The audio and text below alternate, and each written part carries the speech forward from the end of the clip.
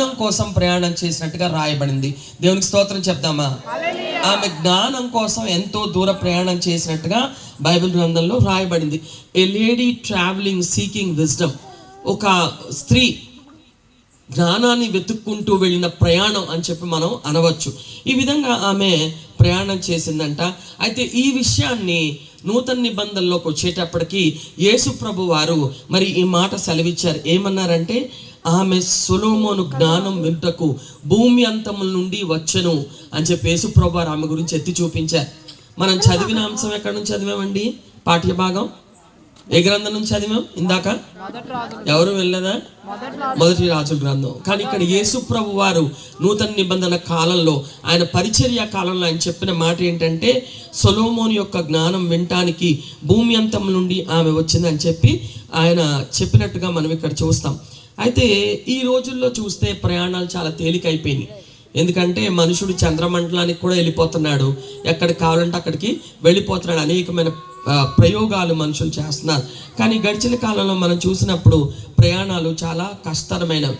ఇక్కడ ఆమె ప్రయాణం గురించి ఏమని రాయబడిందంటే, చరిత్ర మనం చూసినట్లయితే, బైబిల్ చరిత్ర మనం చూసినట్లయితే, ఈ రాణి తన పరివారం అంతటితో కలిసి ఆ రోజుల్లో ఆమె ప్రయాణం చేయడానికి ఆమె లగ్జరీ బస్సులో లేకపోతే లగ్జరీ కార్స్ లేవు, కానీ లేకపోతే ఫ్లైట్స్ లేవు, కానీ ఆమె చేసిన దూర ప్రయాణం అంట ఒంటెల మీద చేసినట్టుగా చరిత్ర చెప్తా ఉంది.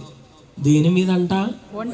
ఎందుకు అడుగుతానంటే, వింటున్నారా అని అనడానికి. స్తోత్రం చెప్తారా ఒకసారి? అలా కూల్గా ఉండకండి, స్తోత్రాలు చెప్పండి, యాక్టివ్గా ఉండండి.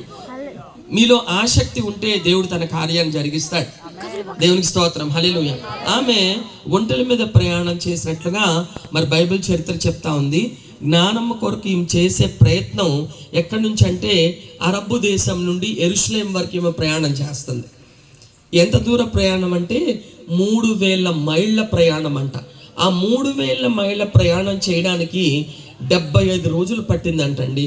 ఎందుకంటే ఒంటె గుర్రంలా పరిగెట్టదుగా, కనుక ఆమె స్లోగా ప్రయాణమై వెళ్తూ ఉంటే 75 రోజుల ప్రయాణం పట్టిందంట. ఇంకొక విషయం ఏంటంటే, ఈ ప్రయాణం చాలా కష్టతరమైంది. ఎందుకంటే ఈమె మళ్ళాగా రఫ్ అండ్ టఫ్గా ఉన్న ఆవిడ కాదు. ఈమె చాలా సుందరి, సుమసుకుమారి, రాజకుమార్తె. అటువంటి ఆవిడకి మరి ఇటువంటి ప్రయాణం చాలా